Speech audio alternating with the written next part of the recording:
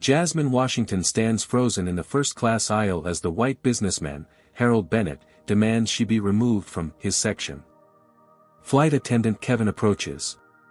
Just as Kevin begins to speak, Jasmine quietly reveals something from her uniform pocket. Harold's face drains of color. Before we dive into this incredible story, where are you watching from today? Drop your location in the comments and hit that like and subscribe button if you've ever witnessed someone being put in their place after showing prejudice. Let's see what happened next in this jaw-dropping encounter. The day had started like any other for Jasmine Washington. Her alarm blared at 4:30 a.m., and she rose from her bed in her modest Atlanta apartment with practiced efficiency.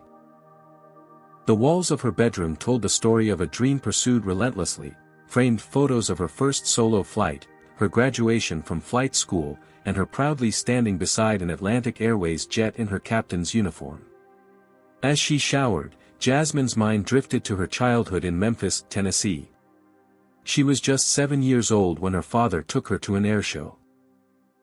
The moment she saw a plane soaring through the clouds, performing impossible maneuvers with grace and precision, something clicked inside her. "I want to do that, Daddy," she had said, pointing at the sky. Her father had squeezed her hand and replied, "Then you will, Jazzy. You'll have to work twice as hard as everyone else, but you will." Those words had proven prophetic. Flight school had been a gauntlet of challenges. In her class of 35 students, she was one of only 3 women and the only black person. Instructors scrutinized her performance with extra rigor, peers questioned her abilities, and she often found herself isolated during study groups and social gatherings. "You don't look like a pilot," was a phrase she'd heard so many times it had lost its sting. Almost. The truth was, it still hurt, but she'd mastered the art of not showing it. Jasmine's morning routine was meticulous, a necessity in her profession where precision meant safety. Her uniform was always impeccably pressed, her shoes polished to a mirror shine, her natural hair styled in a neat, professional bun. Today, she added her 4 gold stripes to her epaulettes with particular care. As the youngest black female captain at Atlantic Airways, she knew her appearance would be scrutinized more than her white male counterparts. Her phone buzzed as she was applying a minimal amount of makeup. It was Travis Reynolds, her co-pilot for today's flight. "Morning, Captain," Travis's cheerful voice came through the speaker. "Just got word from dispatch. We've got some schedule changes for today's flight to Chicago." "What's the situation?" Jasmine asked, already mentally recalculating her day. "Departure pushed back 30 minutes due to air traffic congestion at O'Hare. And heads up, we've got some VIPs on board. Airline executives flying back after the regional conference." Jasmine nodded to herself. "Thanks for the heads up, Travis.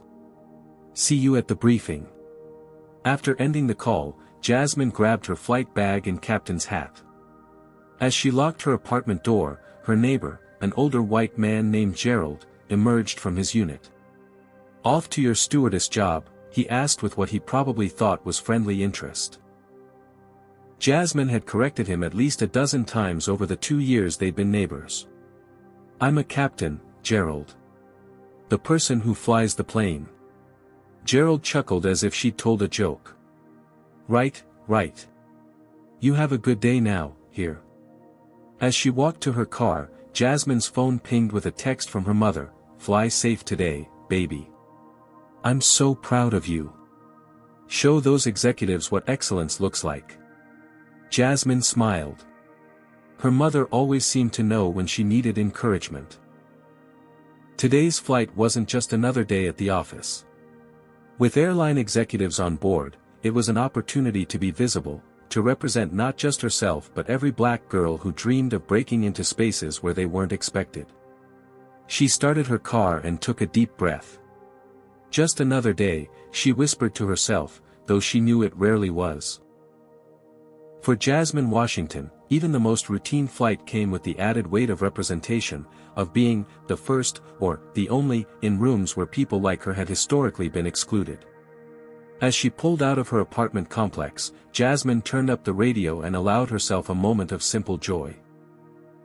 Whatever challenges today might bring, she would face them as she always did, with professionalism, excellence, and the unshakable determination that had carried her through every obstacle so far.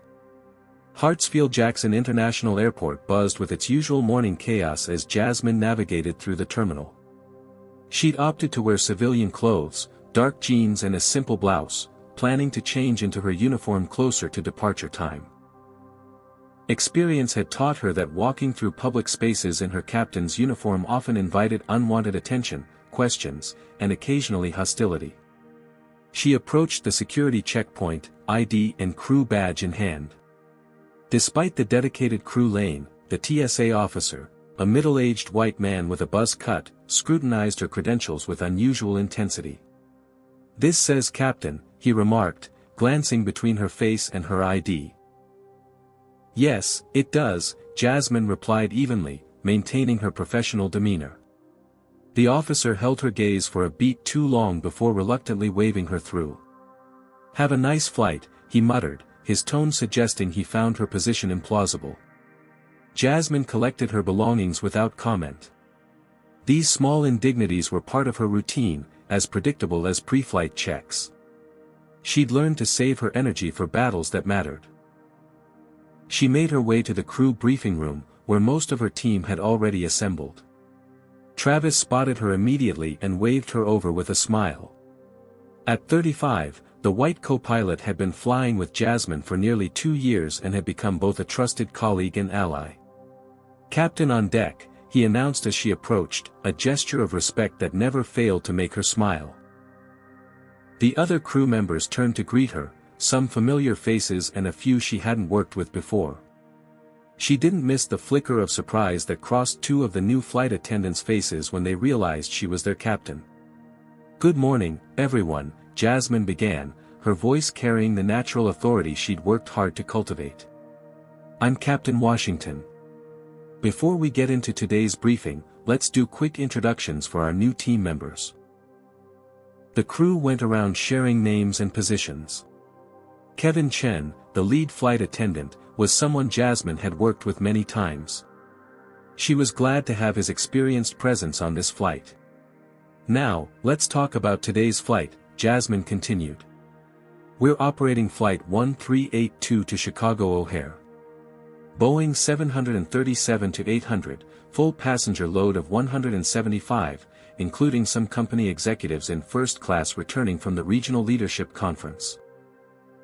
She detailed the flight plan, weather conditions, and potential turbulence areas with precision. As the briefing concluded, she noticed 2 maintenance technicians who had entered the room exchange glances when she mentioned her role in handling an expected turbulence patch over the Appalachians. "You sure you can handle that, sweetheart?" one of them muttered to his colleague, just loud enough for her to hear. Before Jasmine could respond, Travis stepped in. "Captain Washington handled worse through a thunderstorm over the Rockies last month. Smoothest flight I've ever co-piloted through that kind of weather," he stated firmly. The technicians had the decency to look embarrassed as they handed over the maintenance log for Jasmine to review. After dismissing the crew to their preparations, Travis lingered behind. "You didn't have to do that," Jasmine said as she reviewed the aircraft's maintenance history. "I know you can fight your own battles," Travis replied. "But sometimes it's not about ability but about who should have to expend the energy.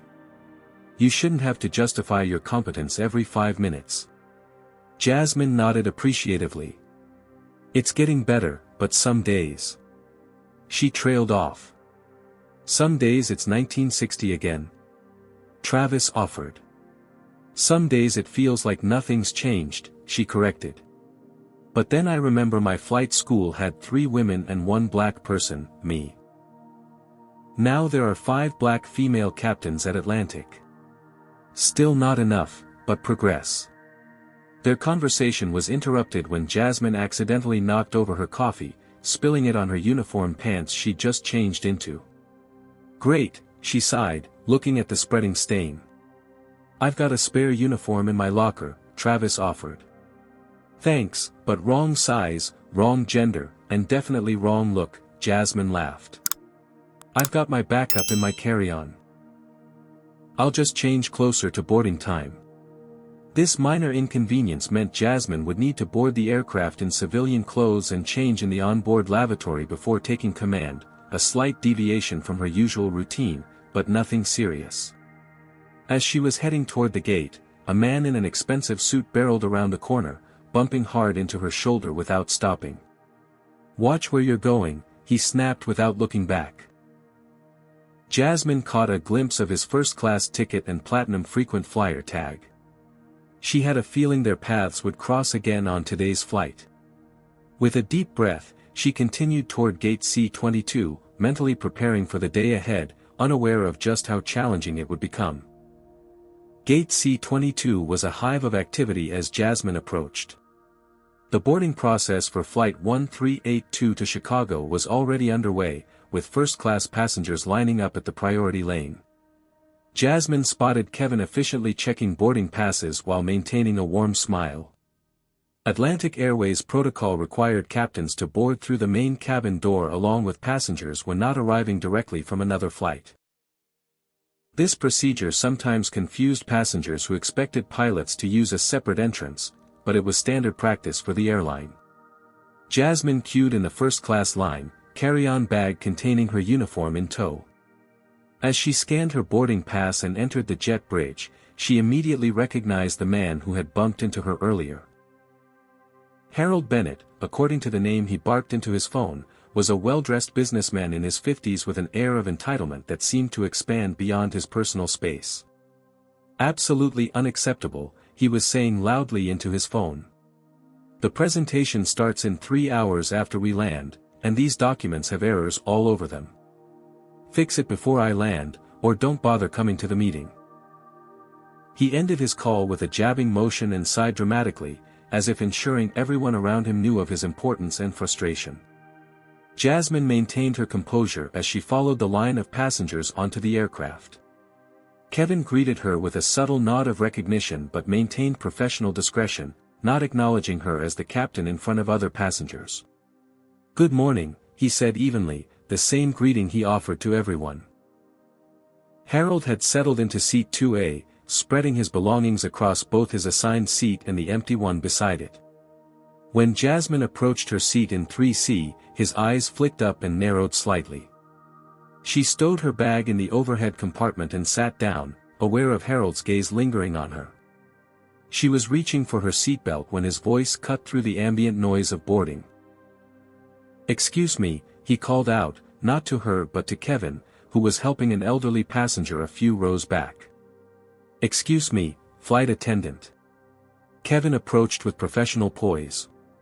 "Yes, sir. How can I help you?" Harold gestured toward Jasmine without looking at her. "When did Atlantic Airways change their policy on first-class seating? I paid a premium for this experience, and I'm noticing standards seem to be slipping." The implication in his tone was unmistakable. Kevin's smile remained fixed, but Jasmine could see tension creep into his shoulders. "Sir, all passengers in this cabin have first-class tickets. Everyone here belongs." "That's not my point," Harold said, his voice rising slightly. "I'm a Platinum Elite member with over 1 million miles. I'm just surprised at some of the choices being made about who gets upgraded these days." Several nearby passengers shifted uncomfortably. A woman across the aisle shot Harold a disgusted look, while the businessman next to her suddenly became intensely interested in his magazine. Jasmine remained silent, her face a carefully composed mask of indifference. This wasn't her first encounter with prejudice, and experience had taught her when to speak and when to let people reveal their own ugliness. "Sir," Kevin said, his voice lower but firm, "every passenger on this aircraft has been assigned their seat according to airline policy. I'd be happy to address any specific concerns about your seating arrangement, but I assure you everyone in first class has the appropriate ticket." Harold's face flushed slightly. "Fine. But when the real first-class passengers who've earned their status can't even get proper service because you're busy accommodating others, don't be surprised when business suffers." A murmur of discomfort rippled through the cabin. The woman across the aisle, Jasmine would later learn her name was Diana Miller, leaned forward. "Excuse me," Diana said, her voice carrying clearly, "but your concern sounds remarkably like prejudice to me. Perhaps you should focus on your presentation rather than who you think deserves to sit in which part of the plane." Harold's face reddened further. "I wasn't talking to you," he snapped. "No, you were talking about her," Diana replied, nodding toward Jasmine, loudly enough for everyone to hear. The tension in the cabin thickened as boarding continued. Jasmine checked her watch discreetly. In 10 minutes, she needed to be in the cockpit preparing for departure, but the situation was escalating in a way that might make that difficult. Harold was becoming more agitated, now openly complaining about reverse discrimination and how politics was ruining everything, even air travel. He repeatedly glanced at Jasmine, clearly expecting her to move or respond to his provocations. The final boarding announcement echoed through the cabin as the last group of passengers filed in. Jasmine knew she needed to make her way to the cockpit soon, but Harold had now positioned himself to block the aisle, ostensibly to retrieve something from his bag. "I need to speak to the captain," he announced to Kevin. "This is unacceptable."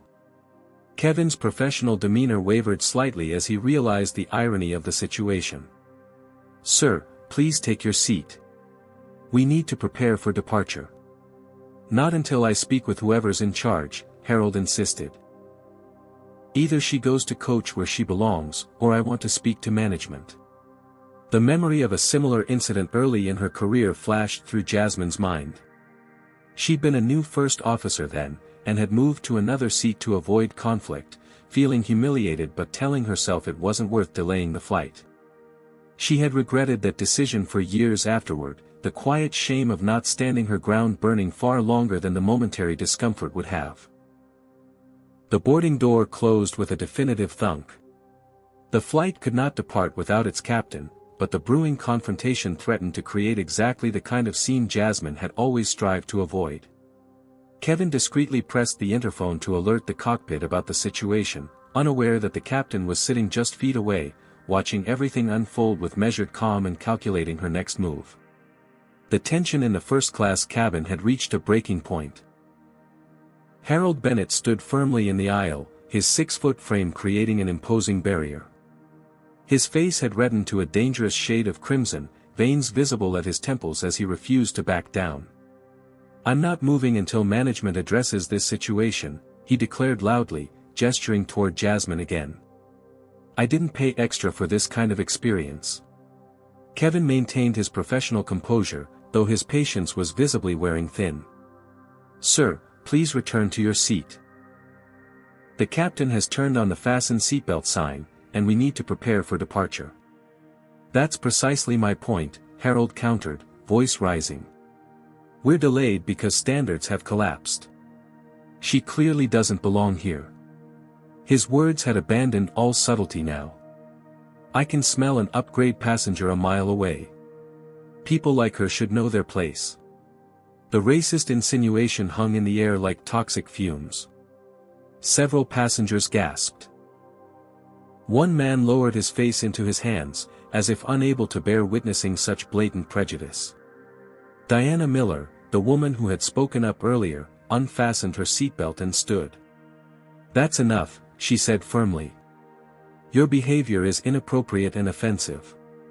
"What exactly do you mean by people like her?" Harold scoffed. "I'm simply stating facts. Look at her. Does she look like she belongs in first class? I've worked too hard to have my experience diminished by diversity quotas." Kevin reached for the cabin phone, discreetly calling for backup. "Sir, I need to ask you one more time to return to your seat, or I'll have to involve the chief flight attendant." "Please do," Harold replied smugly. "I'd like to speak to someone with actual authority." Behind Harold, Jasmine could see his business associates squirming uncomfortably in their seats. They wore the same company lanyards and premium watches, but their expressions suggested they wanted no part in the scene their colleague was creating. Not one of them spoke up to stop him. Jasmine sat perfectly still, her mind racing through options. She could reveal her identity now and potentially defuse the situation, or she could follow protocol and let the cabin crew handle the passenger disruption before involving the captain formally. Her former flight instructor's words echoed in her mind, "As a black woman pilot, you'll face battles every day. Choose wisely which ones to fight directly. Sometimes letting people expose themselves is more powerful than any argument you could make." The chief flight attendant, Sofia Rodriguez, emerged from the galley, her experienced eyes quickly assessing the situation. "What seems to be the problem here?" she asked, positioning herself between Harold and Kevin. "This gentleman has concerns about the seating arrangement," Kevin explained diplomatically. Harold cut in. "I have concerns about standards. I've been a loyal customer for 15 years, and I expect certain protocols to be maintained. Either she moves to her proper place, or I want to speak to the captain." Sophia's expression remained neutral, but her voice carried unmistakable authority. "Sir, all passengers have been assigned appropriate seats. I must ask you to return to yours immediately, or we will need to take further steps that may impact your travel plans today." "Are you threatening me?" Harold demanded incredulously. "Do you have any idea who I am? My company spends millions with this airline annually." "I'm not threatening you, sir. I'm informing you of our procedures," Sophia replied calmly. Harold looked around the cabin, seemingly expecting support from his fellow first-class passengers. Finding none, his frustration visibly increased. "This is ridiculous," he declared. "Either she goes, or I go. Make your choice." The ultimatum hung in the air. The departure time had already been pushed back by 10 minutes. In the cockpit, Travis would be wondering what was delaying his captain. Jasmine made her decision. With fluid grace, she reached into her pocket and withdrew her Atlantic Airways pilot ID and captain's wings. She stood, her movement drawing all eyes in the cabin. "Do you think Jasmine should have revealed her identity sooner, or was she right to wait until this moment?"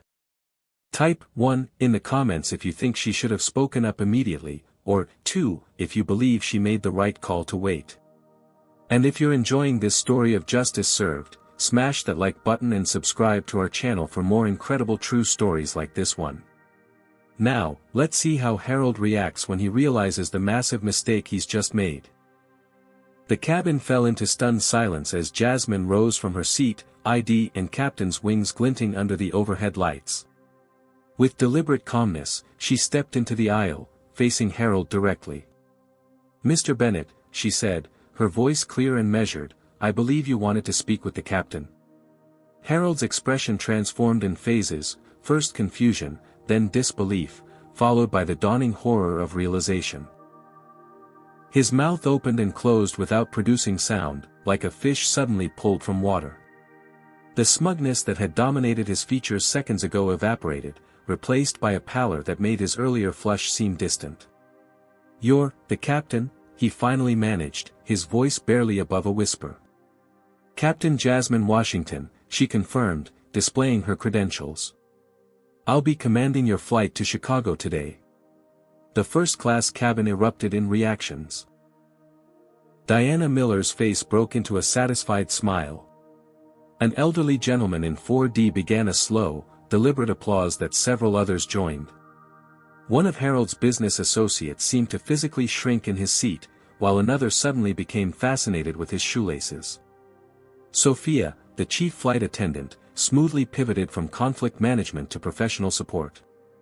"Captain Washington, we apologize for the delay. Would you like me to prepare the cockpit notification?" "Thank you, Sophia," Jasmine replied with a nod. "I'll head up momentarily." Harold's complexion had progressed from pale to ashen. "I didn't. This isn't. There's been a misunderstanding," he stammered, his earlier confidence shattered. "I understand completely," Jasmine replied, her tone professional rather than accusatory. "Atlantic Airways has a boarding procedure where flight crew sometimes board through the main cabin door. I was about to change into my uniform before taking command of the aircraft." She gestured to her carry-on bag. My spare uniform is in there.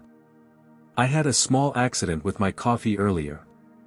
The humanizing detail somehow made Harold look even more mortified. This wasn't an anonymous target of his prejudice anymore, but a person with a coffee stain and a job to do, a job that happened to involve his safety and that of everyone on board. I apologize, he muttered, the words seemingly painful to extract. Before Jasmine could respond, the cockpit door opened, and Travis appeared, concern evident on his face. Everything all right out here? We're running behind schedule, he called, his eyes quickly finding Jasmine among the passengers. Just a small misunderstanding about seating arrangements, First Officer Reynolds, Jasmine replied. I'll be right there. Understanding dawned on Travis's face as he assessed the scene. Take your time, Captain. I've completed most of the pre-flight checks. The use of her title, spoken with natural respect by her white male colleague, seemed to drive home the reality of the situation to everyone in the cabin. Harold's associates were now visibly distancing themselves, shifting away in their seats and avoiding eye contact with him. One of them, a younger man with a Harvard Business School tie clip, leaned forward. Harold, for God's sake, sit down, he hissed. Jasmine turned back to Harold, who remained standing in the aisle, now the only obstacle to her reaching the cockpit and starting her job. Mr. Bennett, I need to prepare this aircraft for departure. Will you please take your seat? The formal request, delivered with the quiet authority of someone who commanded a multi-million-dollar aircraft for a living, seemed to break through Harold's paralysis. He moved aside mechanically, sliding back into 2A without further comment. As Jasmine retrieved her uniform bag from the overhead compartment, Diana Miller caught her eye. Captain, she said warmly, thank you for your service. I'm looking forward to a safe flight under your command. The simple acknowledgement, so routine for Jasmine's white male colleagues but so rare for her, brought an unexpected lump to Jasmine's throat. She nodded her appreciation and made her way toward the front lavatory to change. Internally, Jasmine was a storm of emotions, satisfaction at standing her ground, lingering anger at the humiliation she'd been subjected to, pride in her professionalism, and a bone-deep weariness at having to navigate yet another incident where her very presence in a space was questioned. But externally, she maintained a composed demeanor that her position demanded. In the confined space of the lavatory, as she changed into her crisp uniform with its 4 captain stripes, she allowed herself exactly 30 seconds to process her feelings. Then, with practiced compartmentalization, she set the incident aside and turned her focus to the 175 lives that would soon be in her hands. When Jasmine emerged in full uniform, the transformation was complete. She walked the aisle with confident authority, nodding professionally to passengers who now looked at her with a mixture of respect, embarrassment, and in some cases, awe. As she passed row 2, Harold kept his eyes firmly fixed on his lap, but she could see his hands trembling slightly as he pretended to review documents. The power dynamic had been irrevocably shifted, not by anything Jasmine had said or done, but simply by the revelation of who she actually was. Stepping into the cockpit, Jasmine closed the door behind her and took a deep breath. Everything okay out there?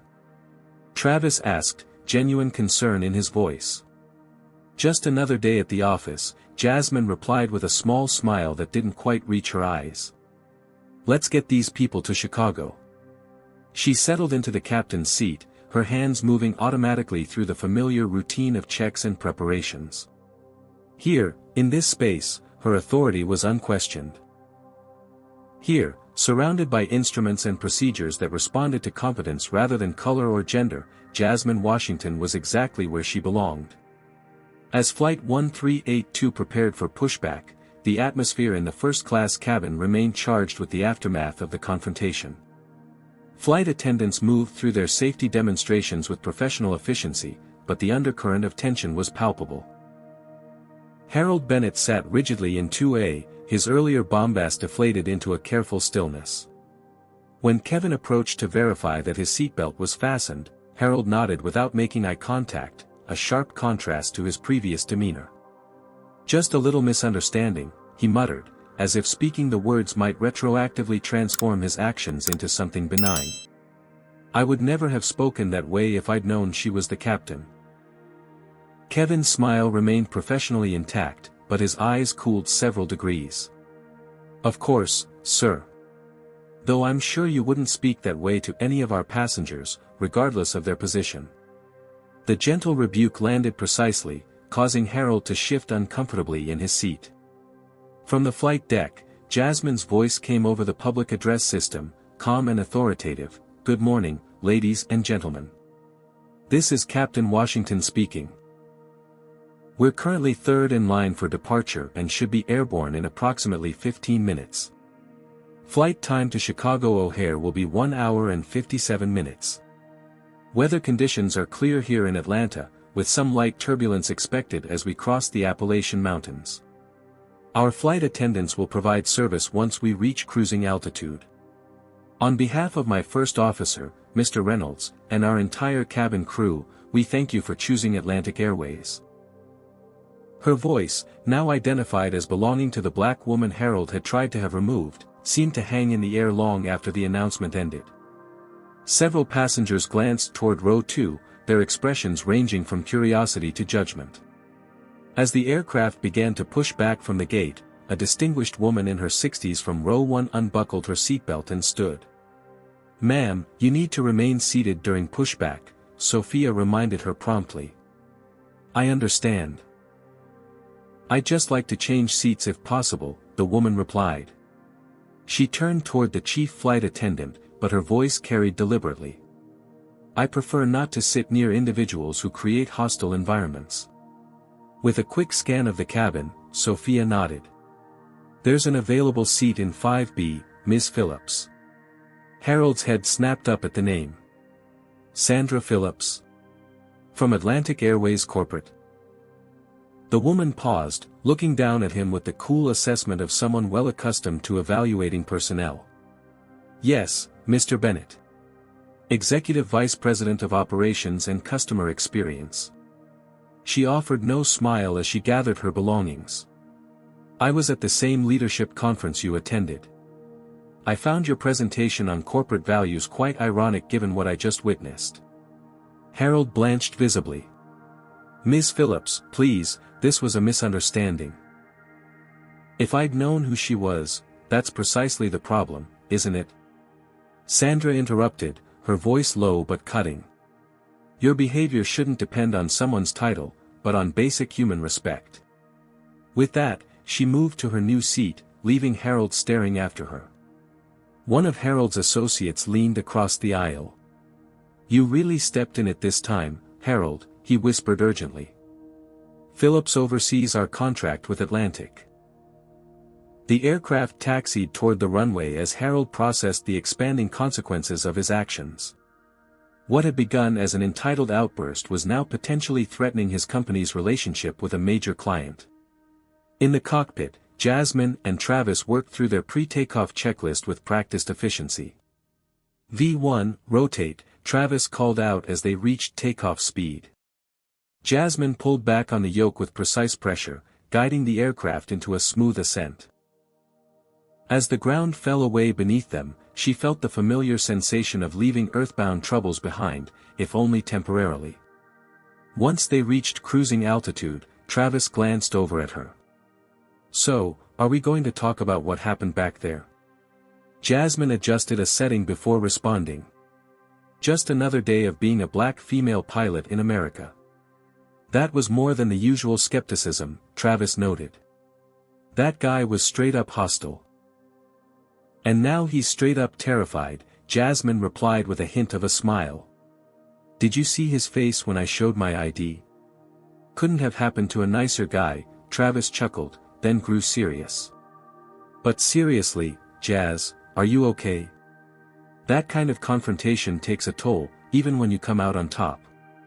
Jasmine appreciated his concern, but she'd long ago learned to process these incidents without letting them interfere with her performance. "I'm fine. Not the first, won't be the last. Let's focus on giving everyone a smooth flight to make up for the rocky start." Back in the cabin, the in-flight service had begun. Kevin and his team provided especially attentive service to Diana Miller and the other passengers who had supported Jasmine, a subtle but meaningful acknowledgement of their allyship. Harold, meanwhile, found himself the recipient of coolly professional but minimal interaction. No extra pillows, no friendly chat, just the basics delivered with impeccable but distant courtesy. Midway through the flight, he scribbled a note on an airline napkin and asked Kevin to deliver it to the cockpit. "I'd be happy to pass that along after we land, sir," Kevin replied. Company policy prohibits non-essential communications to the flight deck during operations. This wasn't strictly true. Brief, appropriate messages were sometimes delivered, but Kevin had made an executive decision about what constituted essential. As the plane encountered the predicted turbulence over the Appalachians, Jasmine demonstrated the skill that had earned her the left seat in the cockpit. Her adjustments to their course and altitude were so subtle that most passengers barely noticed the rough air, continuing their conversations and work without interruption. Jasmine thought of her father's advice from years ago, when she'd faced discrimination in flight school: "Excellence is the best revenge, Jazzy. Be so good they can't ignore you, so skilled they have to respect you, even if they don't want to." She'd lived by those words, becoming not just a pilot, but an exceptional one. The aircraft responded to her touch like a living thing, responding to her expertise regardless of her gender or race. "Nice handling," Travis commented as they emerged from the turbulent patch. "That bump would have had drinks and laps with most pilots I've flown with." "Just doing my job," Jasmine replied, though she allowed herself a moment of professional pride.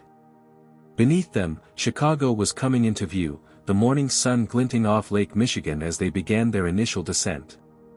Despite the rocky start and the emotional weight of the confrontation, Jasmine felt a familiar sense of accomplishment. Whatever prejudice she faced on the ground, up here, in command of this sophisticated machine, her authority came from competence alone. The sky didn't care about the color of her skin or the gender on her birth certificate. Up here, she was simply Captain Washington, doing what she was born to do. At 37,000 feet, the Boeing 737-800 cruised smoothly toward Chicago. In the cockpit, Jasmine and Travis monitored the aircraft systems while maintaining communication with air traffic control. The confrontation in the cabin now seemed distant, sealed behind the secure cockpit door, but its emotional aftereffects lingered. "Want to talk about what happened back there?" Travis asked, breaking a comfortable silence between them. Jasmine adjusted her heading slightly before responding. "Not much to say. Just another day of being visibly black in a traditionally white male space." "That was extreme, even by the usual standards of ignorance," Travis observed. "Most people just do a double take or ask dumb questions. That guy was outright hostile." "True," Jasmine acknowledged. "But honestly, sometimes I prefer the overt stuff to the subtle kind. At least with him, the prejudice was right on the surface. It's the quiet doubters who smile to your face while questioning your competence behind your back that are harder to address." Travis nodded thoughtfully. "I can't imagine dealing with that every day." "It's exhausting," Jasmine admitted. "But days like today remind me why visibility matters. Maybe the next black girl who wants to be a pilot won't hear 'you can't' quite as often because people like me keep showing up in these spaces." Their conversation paused as Jasmine made a perfect course correction, compensating for unexpected crosswinds with such skill that passengers would never notice the adjustment. "Speaking of showing up," Travis said, "that takeoff was textbook perfect. Even with the emotional baggage of that confrontation, you nailed it." Jasmine allowed herself a small smile. "My father always said excellence is the best response to doubt. If I'm going to be scrutinized anyway, might as well give them perfection to look at." Back in the main cabin, the atmosphere remained charged. In first class, Harold Bennett sat rigidly in his seat, the gravity of his situation becoming increasingly apparent. Not only had he publicly humiliated himself, but he'd done so in front of Sandra Phillips, an executive whose approval his company needed to maintain their lucrative contract with Atlantic Airways. Sandra had moved to a seat several rows back but remained visible from Harold's position. She was now engaged in what appeared to be an intense conversation with one of the flight attendants, occasionally glancing in Harold's direction. Diana Miller, who had defended Jasmine during the confrontation, was receiving notably warm service from the cabin crew. When she requested a coffee, Kevin brought her the freshly brewed pot from first class rather than the standard offering from the main cabin cart. "Thank you for speaking up earlier," Kevin said quietly as he poured her coffee. "It means a lot to our crew when passengers stand against that kind of behavior." Diana nodded. "I couldn't stay silent. My daughter is in aviation school, hoping to be a pilot someday. She faces enough barriers without people like him adding to them." Harold was painfully aware of the cold shoulder he was receiving. When he pressed his call button, the response was professionally correct but lacking any warmth. No friendly conversation, no extra pillows or blankets offered, just the minimum service required by protocol.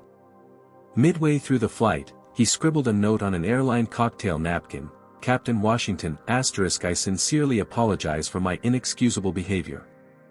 I made assumptions that were both wrong and offensive. Please accept my deepest regrets, Harold Bennett*. He signaled Kevin, who approached with visible reluctance. "Could you please make sure the captain gets this?" Harold asked, handing over the folded napkin. "All communications to the flight deck must go through proper channels, sir," Kevin replied coolly. "I'll ensure she receives it after we land."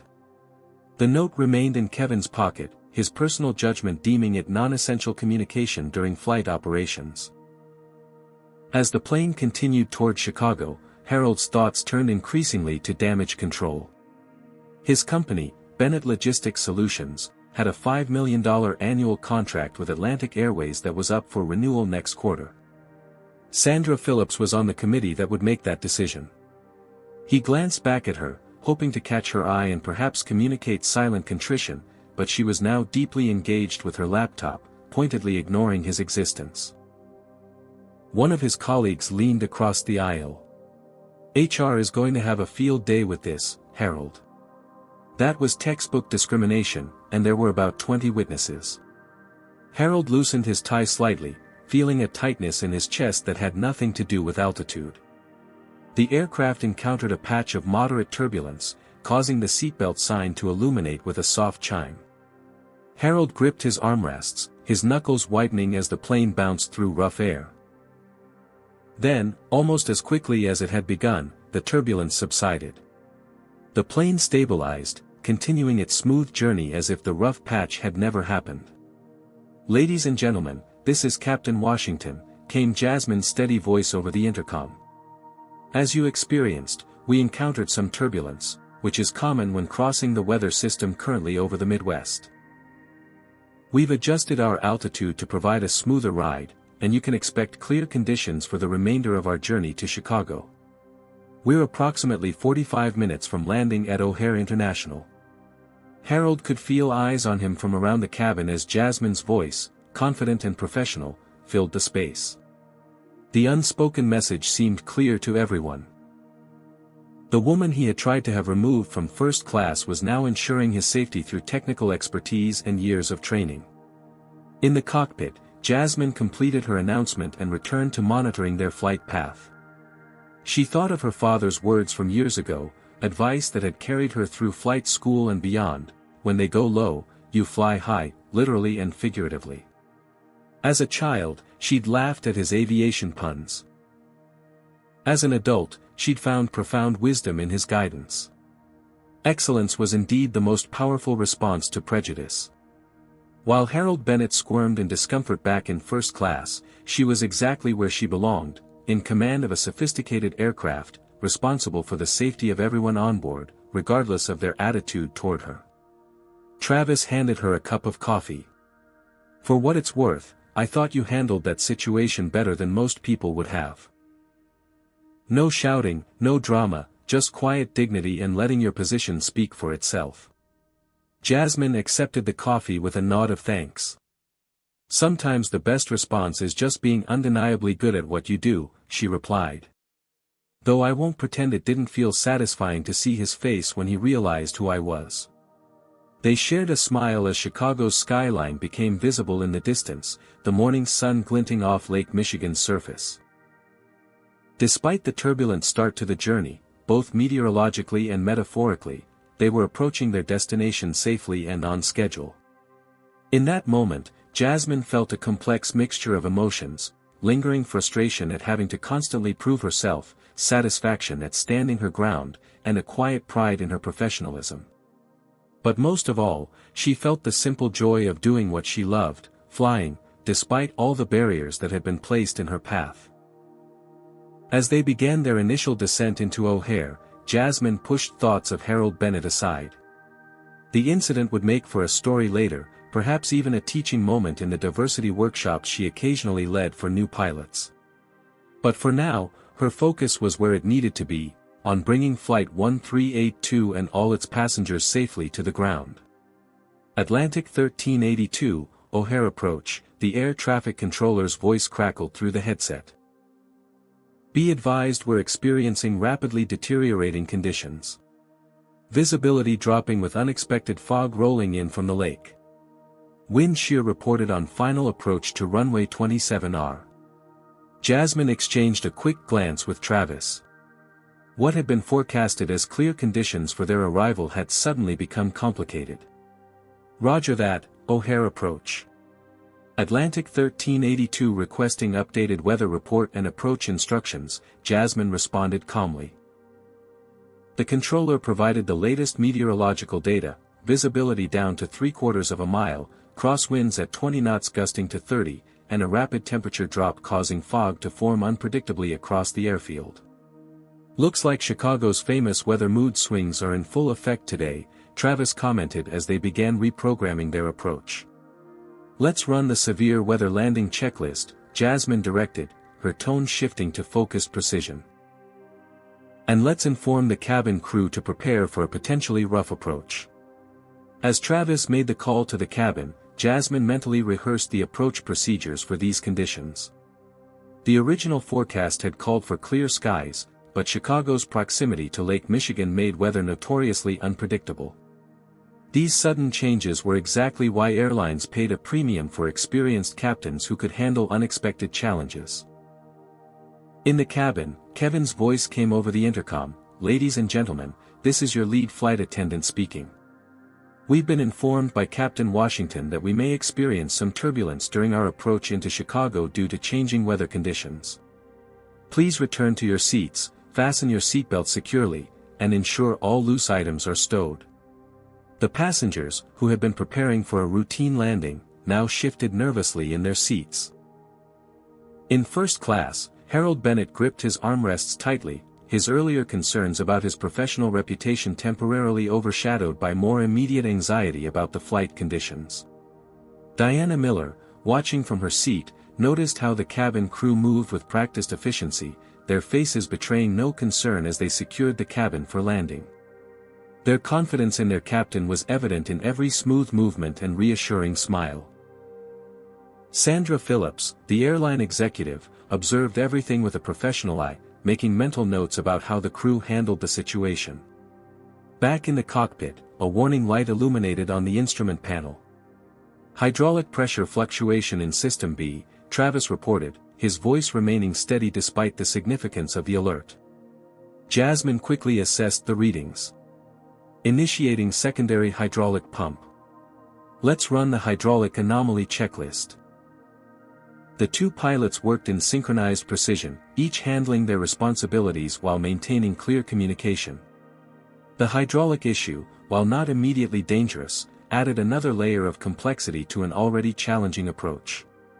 Atlantic 1382, be advised aircraft ahead of you reporting moderate to severe turbulence on final approach, the controller updated them. Roger that, Jasmine acknowledged. Atlantic 1382 is prepared for turbulent conditions. She made a quick decision. Travis, make an announcement. Passengers should expect a rough approach. I'm going to focus on hand flying this one. Travis nodded, understanding immediately. In challenging conditions like these, Jasmine preferred to manually fly the aircraft rather than rely on the autopilot. It was a skill she had mastered to an exceptional degree, her touch on the controls responsive yet gentle, reading the aircraft's feedback like a conversation. "Ladies and gentlemen, this is First Officer Reynolds from the flight deck," Travis announced. "Captain Washington has advised that our approach into Chicago may be bumpy due to weather conditions. This is nothing to be concerned about, but please remain in your seats with seatbelts fastened even if the turbulence temporarily subsides." In the cabin, passengers exchanged nervous glances. Harold, who had spent the flight avoiding eye contact with those around him, now found himself irrationally fixated on the fact that the pilot he had disrespected and tried to have removed was now responsible for guiding them safely through dangerous conditions. The aircraft began its descent through cloud cover, immediately encountering the predicted turbulence. The plane bucked and shuddered as competing air currents buffeted it from multiple directions. Jasmine's hands moved constantly, making tiny adjustments to maintain their descent path while compensating for the unpredictable air movements. Her face remained composed in concentration, years of training and experience evident in every precise movement. "Wind shear alert," the automated system warned as they descended through 3,000 feet. "I have control," Jasmine confirmed, increasing power slightly to maintain their glide path as the crosswinds intensified. Through breaks in the cloud cover, passengers could see Chicago appearing and disappearing below them, the visibility fluctuating with the swirling fog. The plane dropped suddenly, eliciting gasps from throughout the cabin, before Jasmine smoothly corrected their descent angle.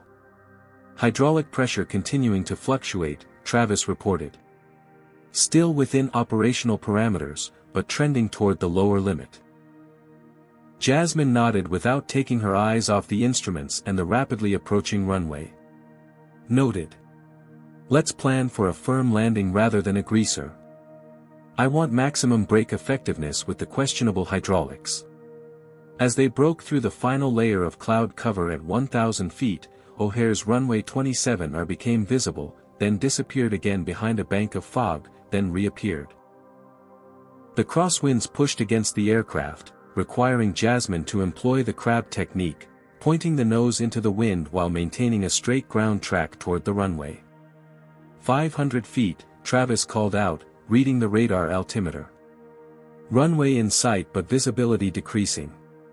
"Landing gear confirmed down and locked," Jasmine responded, feeling the aircraft fighting her as she maintained their approach path through the turbulent air.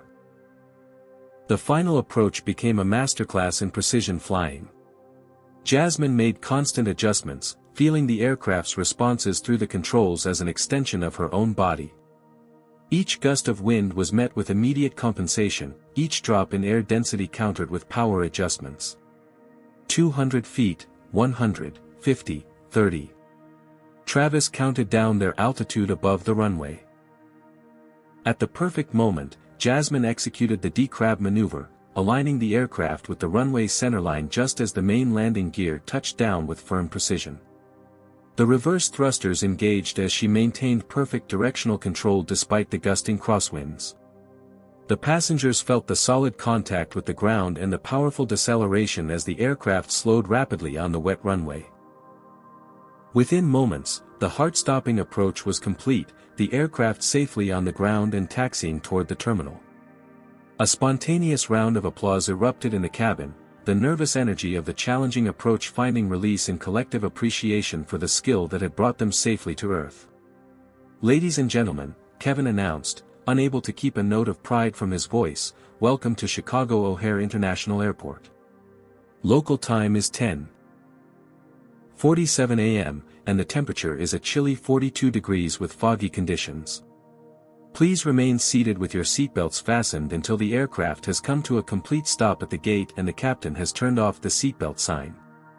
He paused before adding, "On behalf of Captain Washington and our entire crew, we thank you for choosing Atlantic Airways." The emphasis on the captain's name was subtle but unmistakable, particularly to those in first class who had witnessed the earlier confrontation. Harold Bennett sat motionless in his seat, the reality of the situation fully dawning on him. The woman he had tried to have removed from first class had just skillfully guided a commercial aircraft through dangerous conditions that would challenge even the most experienced pilots. Her competence hadn't just been proven, it had potentially saved lives. As the aircraft taxied to the gate, Sandra Phillips made notes on her tablet, occasionally glancing toward the cockpit door. Diana Miller smiled quietly to herself, imagining how she would tell this story to her daughter studying aviation. In the cockpit, Jasmine completed the necessary post-landing procedures with Travis, her movements precise despite the adrenaline still coursing through her system. That, Travis said with quiet admiration, was some of the finest hand flying I've ever witnessed. That crosswind component was well beyond what most pilots would be comfortable handling. Jasmine allowed herself a small smile of professional satisfaction. Thanks. Felt good to actually use all those simulator hours in real conditions. As they taxied to the gate, Jasmine's thoughts briefly returned to the confrontation that had started their journey.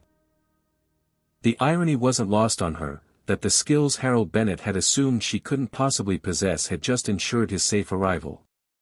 It wasn't about vindication, she decided. It was about excellence speaking for itself in a language that even prejudice couldn't deny. The seatbelt sign dinged off as Flight 1382 settled at Gate B-17. Passengers began the familiar ritual of gathering belongings and forming the impatient queue in the aisle, the challenging landing already becoming an anecdote for later conversations. Jasmine completed her shutdown checklist and stood, straightening her uniform before stepping out of the cockpit. Atlantic Airways protocol required captains to stand by the exit door as passengers deplaned, a tradition of hospitality and responsibility that Jasmine particularly valued today. "Nice flying, Captain," Travis said with genuine admiration as they prepared to exit. "That approach deserves to be in a textbook." Jasmine smiled, the professional acknowledgement meaning more to her than any revenge against Harold Bennett ever could. As she took her position by the door, Jasmine maintained the warm but dignified demeanor expected of an Atlantic Airways captain. "Thank you for flying with us today," she said to each departing passenger, her voice carrying the same confidence that had guided them safely through turbulent skies. Many passengers paused to offer specific thanks for the skillful landing. An elderly woman clasped Jasmine's hand between both of hers. "40 years of flying, dear, and that's the first time I've felt truly safe during a rough approach." Diana Miller stopped directly in front of Jasmine, speaking quietly so only those nearby could hear. "My daughter is in her second year at Embry-Riddle. She's one of 3 women in her program. I'm going to tell her about you tonight." Jasmine felt a tightness in her throat. "Tell her to reach out if she ever needs advice. Atlantic Airways has a mentorship program." As the cabin gradually emptied, Harold Bennett remained seated, his focus entirely on his phone, clearly hoping to avoid another encounter. His colleagues filed past with embarrassed nods, distancing themselves from his earlier behavior. Sandra Phillips, the airline executive, was one of the last to approach the exit. She paused beside Jasmine. "Exceptional handling of both aircraft and situation, Captain Washington," she said, her voice carrying just enough to reach the front rows. "I'd like a word with you after you've completed your duties, if you have a moment." "Of course, Miss Phillips," Jasmine replied. Finally, only Harold remained, still pretending absorption in his phone. With the cabin empty, he had no choice but to gather his belongings and approach the exit. He kept his eyes downcast as he neared Jasmine. "Mr. Bennett," Sandra Phillips's voice cut through the awkward silence. She had remained in the jet bridge, apparently waiting for this exact moment. "A moment of your time, please." Harold froze, caught between Jasmine and Sandra. His face cycled through several emotions before settling into resigned discomfort. "Ms. Phillips, I want to apologize for my behavior earlier," he began, his voice lacking the confidence that had characterized his earlier demands. "It was completely inappropriate and doesn't reflect my usual standards of conduct." "I believe Captain Washington is the one owed that apology," Sandra replied coolly. Harold turned to Jasmine, finally making eye contact. Captain Washington, I sincerely apologize for my inexcusable behavior. There's no justification for how I acted. Jasmine measured her response carefully. This moment wasn't just about Harold's redemption, it was about setting expectations for how she and others like her deserved to be treated. Mr. Bennet, she began, I accept your apology, but I'd like you to understand something. The issue wasn't that you failed to recognize me as the captain. The issue was that you believed someone who looked like me didn't belong in first class at all. Harold flinched slightly at the direct confrontation of his prejudice. What you experienced afterward, Jasmine continued, the embarrassment, the discomfort of being judged by your behavior rather than your appearance, that's something many people live with every day. I hope today's experience might change how you see others in spaces where you don't expect to find them. Before Harold could respond, Sandra interjected. Bennett Logistics has been a contractor for Atlantic Airways for 5 years now, Mr. Bennet. Harold's expression shifted to alarm. Yes, and we've always valued the relationship, a relationship that depends on shared values, Sandra interrupted. Our company has made diversity and inclusion central to our corporate identity. Not as window dressing, but as fundamental principles. I completely support those values, Harold insisted, perspiration visible on his forehead despite the cool air from the jet bridge. Actions speak louder than words, Mr. Bennet, Sandra replied. When we review contracts, we consider not just the services provided but the corporate culture of our partners. She handed him a business card. My office will be contacting your CEO tomorrow to discuss recent events and our expectations moving forward. Harold stared at the card, the full business implications of his behavior now unavoidably clear. For what it's worth, he said quietly, seeing Captain Washington handle that landing, it was incredible. I've never felt safer, despite the conditions. Competence has never been determined by color or gender, Mr. Bennet, Jasmine responded. But recognition of that competence often is. Thank you for acknowledging it now. With a final nod of acknowledgement, Harold continued down the jet bridge, the set of his shoulders conveying the weight of the day's lessons. Once he was out of earshot, Sandra turned to Jasmine. I've been pushing for policy changes regarding passenger conduct for months. Today's incident provides the perfect case study for why we need stronger protocols. I'm just glad it ended without further escalation, Jasmine replied diplomatically. Ended? Sandra raised an eyebrow. Captain Washington, I think this is just the beginning.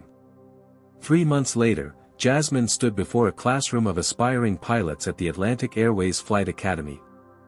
The room was noticeably more diverse than when she had trained there years earlier, still predominantly white and male, but with significantly more women and people of color than her cohort had included. Aviation has always been about overcoming forces that try to keep you grounded, she told the students. Gravity is just the most obvious one. Laughter rippled through the room. The challenges you'll face will be technical, physical, and sometimes social, Jasmine continued. Each of you will encounter different obstacles, but I'm here to tell you that the view from the captain's chair is worth every moment of the journey. In the back of the classroom, a young black girl of about 12 sat beside her mother, Diana Miller, who had reached out after their memorable flight to ask if her daughter could attend the talk. Afterward, as the formal session ended and students gathered around Jasmine with questions, the young girl approached hesitantly. Ms. Washington? I'm Zoe. I want to be a pilot too, but people at school say girls aren't good at math and science. Jasmine knelt to meet Zoe at eye level. When I was your age, people told me the same thing. But here's a secret, flying isn't just about math and science. It's about judgment, focus, and determination. And from the questions you asked during the talk, I can tell you have plenty of all three. Zoe's face brightened. Really? Really, Jasmine confirmed. And now, there's a mentorship program for young women interested in aviation. Would you like me to tell you about it? As Jasmine explained the program to an increasingly excited Zoe, she noticed a familiar figure enter the back of the classroom, Harold Bennett, looking distinctly uncomfortable in the unfamiliar setting. Their eyes met briefly across the room, and he gave a small, respectful nod. Jasmine had heard that Bennett Logistics had indeed renewed their contract with Atlantic Airways, but with new conditions including mandatory diversity training for all executives. Harold, as she now understood, was fulfilling part of that requirement by attending aviation industry inclusion events. Later that evening, as Jasmine prepared for her next flight, this time to San Francisco, she reflected on the turbulent journey that had brought her to this moment. The incident with Harold Bennett had been challenging, but its aftermath had created ripples of positive change throughout Atlantic Airways and beyond. The airline had implemented new passenger conduct policies with clear consequences for discriminatory behavior. The mentorship program for underrepresented groups in aviation had received additional funding. And Jasmine herself had been featured in the company's recruitment materials, becoming a visible symbol of the changing face of commercial aviation. As she donned her captain's uniform, Jasmine ran her fingers across the 4 gold stripes on her epaulets, symbols of achievement that had been earned through years of excellence, regardless of the additional barriers placed in her path. Tomorrow, she would command another flight, guiding passengers safely through the skies with the same skill and professionalism she brought to every journey. Some passengers would still do a double-take upon seeing her in the cockpit. Some might still question her capabilities behind her back. But as her father had wisely told her years ago, excellence speaks a language that even prejudice must eventually acknowledge. And today, Captain Jasmine Washington was flying higher than ever. This powerful story reminds us that prejudice often stems from assumptions about who belongs in certain spaces. Jasmine's experience shows that excellence truly is the most powerful response to discrimination. Rather than lowering herself to Harold's level through anger or retaliation, she maintained her dignity and let her professional competence speak for itself. The story also highlights how privilege can blind people to their own biases. Harold didn't recognize his prejudice until he was forced to confront it directly. His journey from entitled discrimination to genuine realization demonstrates that meaningful change requires more than just fear of consequences, it demands honest self-reflection. Perhaps most importantly, this narrative shows the ripple effect of representation.